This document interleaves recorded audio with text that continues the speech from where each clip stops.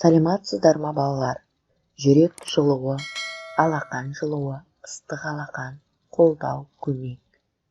Өткенді пысықтау. Ер, ерте, мен, емен, сен, есен, терме, терезе, болжау. Міне балалар, тақтада қандай суреттерді көріп тұрмыз? Доп, домбыра, домино.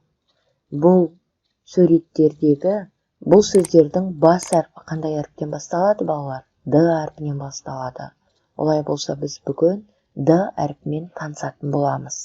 Әліппе пәні 41-ші сабақ Д дыбысы және әрпі. Оқу бағдарламасына сәйкес күтілетін нәтиже. Дыбыс пен әріпті таниды, оларды бір-бірінен ажыратады. Мәтіннен сөйлемді, сөйлемнен сөзді, сөзден буынды, буыннан дыбысты бөледі. Жаңа үйренген дыбысты анықтайды. Көркем жазу талаптарына сай жазу жолы, жол аралығын, жолдың жоғарғы және төменгі жақтарын сақтап, әріптердің өзара байланыс элементтерін жазады.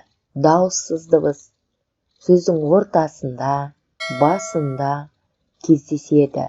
Д әрпін қарандаштардан жасап көрсет. Балалар, енді суретке қарайық. Суретте саз мектебі. Балалар домбыра үйірмесіне келді.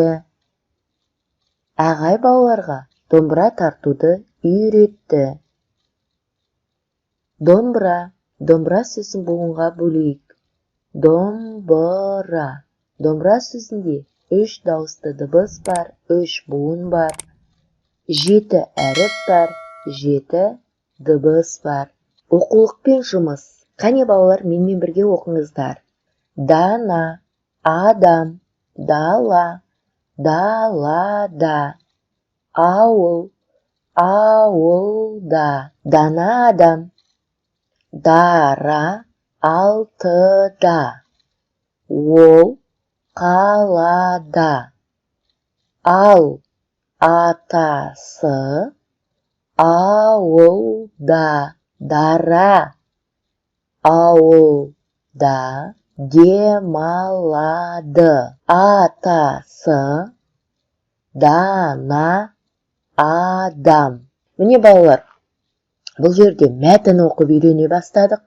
Бұл жерде мәтінде дана адам туралы айтылып тұр. Ойлан тап. Мына жерде балалар буындар берілген екен, сол буындар арқылы біз сөз құраймыз.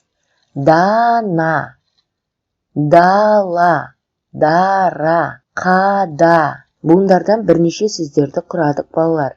Міне сіздер де осындай етіп құрады деп ойлаймын. Сандар берілген, сандардың астында әріптер тұр. Сандарды рет-ретімен орналастырсақ, біз осы нәрсенің атын табатын боламыз. Бұл қандай нәрсе екен балалар? Қане орындап көрейік. Орындық деген сөз шықты. Сергіту сәті. Да-да-да, до-до-до, ду-ду-ду, де-де-де, д-д-д. Енді балалар, мына жерде сөздерді буынға бөліп оқиық. Дала, дара, дауа, дақ, доп, дулат, дана. Жарайсыздар балалар. Сіздер де осындай қылып оқыды деп ойлаймын.